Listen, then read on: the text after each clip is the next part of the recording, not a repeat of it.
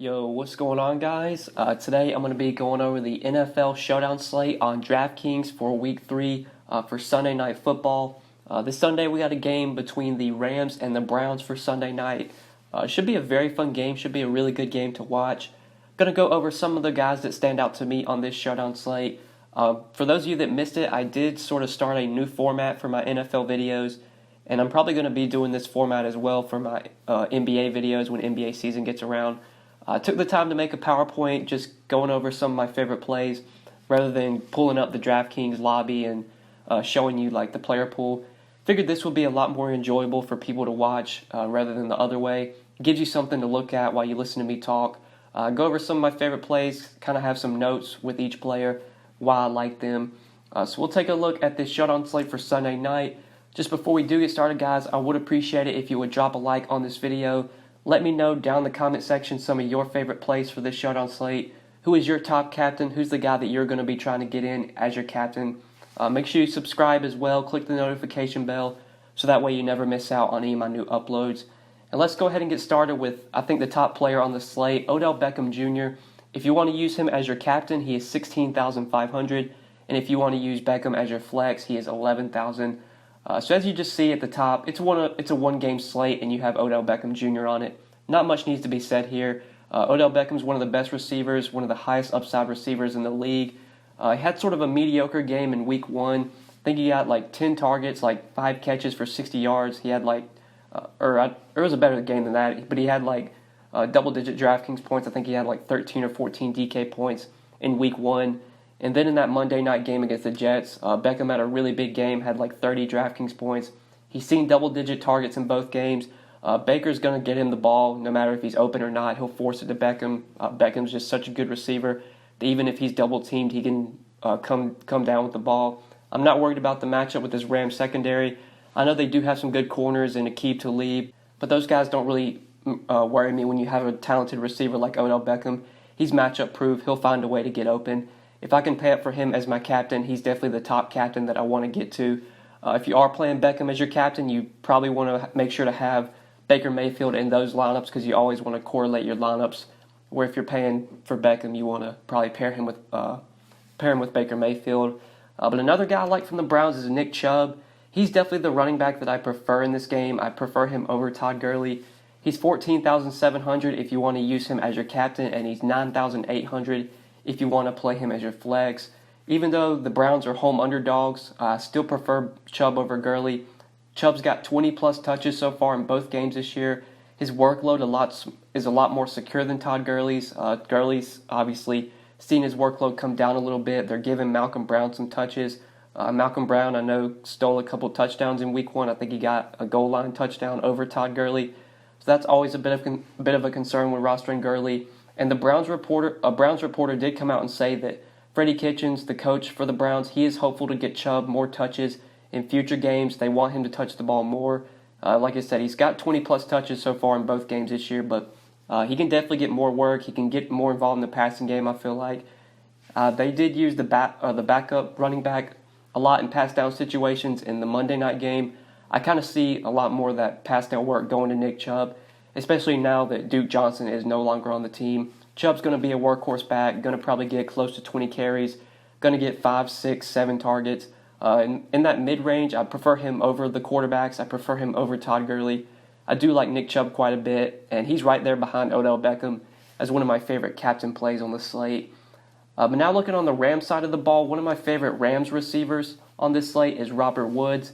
You do have, obviously, other good options you could go to with Cooper Kupp, with Brandon Cooks, but of the 3 Rams receivers, Robert Woods is my favorite. All 3 of them, though, should be in a pretty favorable matchup. The Browns could be missing both Denzel Ward and Greedy Williams for this game. Both guys, I believe, didn't practice on Thursday or Friday. I can't remember which day it was. The Browns did call up someone from the practice squad. So there's a chance either one or both of Denzel Ward, Greedy Williams don't play in this game. That would make it a lot more favorable matchup for these Rams receivers. I do prefer Robert Woods, though. He is the cheapest of the 3. He's always been the more productive receiver. I know Kupp's been a lot more productive this year so far through 2 games. Kupp's been the most consistent. But I still believe that Robert Woods is the number 1 receiver for the Rams. In past years, he's been the most consistent receiver. He's seen the most targets, been the most productive. So he's the guy that I want to go to, but you could obviously go to Brandon Cooks, you could go to Cooper Kupp. But if I'm just making one lineup and I have to choose one Rams receiver, I think I'm going to roll with Robert Woods here. 8,400 if you want to use him as your flex. I think as a captain play, for a little bit of a cheaper captain play, he makes a lot of sense at only 12,600. Just remember that if you're playing Woods as a captain, you definitely want to have Jared Goff in those lineups. But now that we talked about a couple of the spend-up options, I do want to give you guys a couple of cheap plays, cheap value plays you could look to.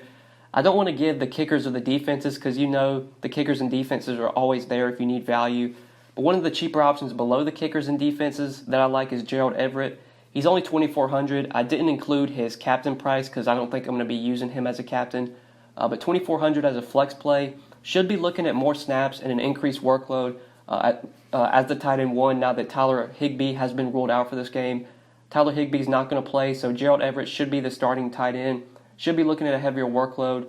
I don't expect him to put up a massive game, but if he can get a couple catches, maybe find the end zone, you're definitely going to be thrilled with that production at the salary. Like if he goes for 10, 11, 12 DraftKings points, if he gets like 3 catches for 30 yards and a touchdown, 12 DraftKings points, you're thrilled with that at only 2,400. He's definitely going to be one of the better values on the slate. And I think Gerald Everett definitely could put up that kind of production. I do like the matchup with the Browns. Browns versus tight ends did struggle a lot last year. And throughout just in the past, the Browns have always struggled versus tight ends. It's a pretty favorable matchup for Gerald Everett. As you can see at the bottom as well, if you're looking for a pivot away from the defenses or the kickers, if you don't want to go to those two, the kickers or the defenses, then I think you can look to Everett as a cheap tight end at only 2,400. And also on the Browns side of the ball, the Browns are going to be pretty thin at tight end. David Njoku has been put on injured reserve. So that's going to open up Demetrius Harris as a pretty cheap option at only 1,800. Didn't include his captain price either because I'm not going to be using him as a captain. But if I'm looking for a cheap flex play and I don't want to go to the kickers or the defenses, I think Demetrius Harris is also in play as well. He's another pivot away from those two values, the kickers and defenses, when you're trying to find cheap plays. Should be the tight end number one with David Njoku on injured reserve. He is the guy that should fill in Njoku's role. I don't think he's going to see as many targets as Njoku was, but he did play 78% of the snaps on Monday night after David Njoku went out. I know he didn't put up much production. I think he only had one catch for like 5 yards. He only got one target. But he did play 78% of the snaps, which is something you like to see. Rarely do you get guys this cheap that are going to be on the field that much. He's going to be on the field a ton. You might get lucky and he gets a red zone look, finds the end zone. If he gets like 2 catches for 30 yards and a touchdown, only 1,800, that's going to be a pretty great value.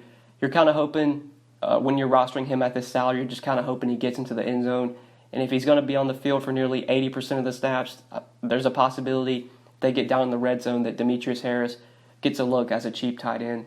He could definitely be a good value. We know Baker Mayfield's going to be throwing to Odell and throwing to Jarvis Landry a lot. But guys like Harris, if Rashad Higgins plays, those guys could see a couple targets as well. Damian Ratley might see a couple targets. You can't roster all the studs. You've got to find value somewhere. So that's kind of like that's kind of why I like going to both tight ends. I think if I had to choose one, I would prefer Gerald Everett for 600 more. But I think playing both of them makes a lot of sense. That's going to allow you to pay up for a lot of the studs that you want to go to. Between like the kickers and the defenses, I really don't have a preference on which kicker to play.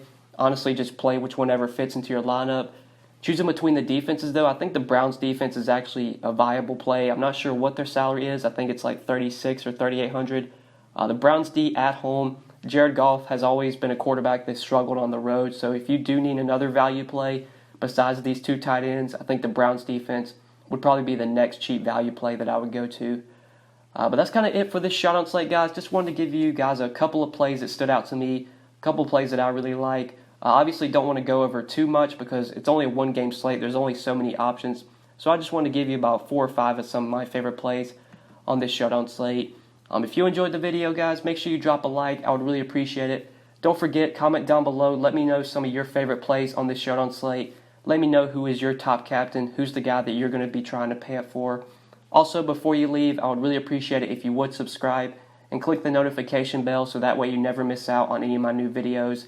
I'm going to be uploading these Showdown videos all year. When NBA season starts, I'll be making NBA videos daily. I'm still going to have videos up for the NFL main slates as well. So I do have a ton of content coming out for you guys. like I said, I would really appreciate it if you would subscribe. Click the notification bell so that way you don't miss out on any of my new uploads. But I think that's pretty much it, guys. Thank you so much for watching. I do really appreciate it. I hope you enjoyed. Hopefully you guys are enjoying the new format to the videos, and good luck on Sunday night. Peace.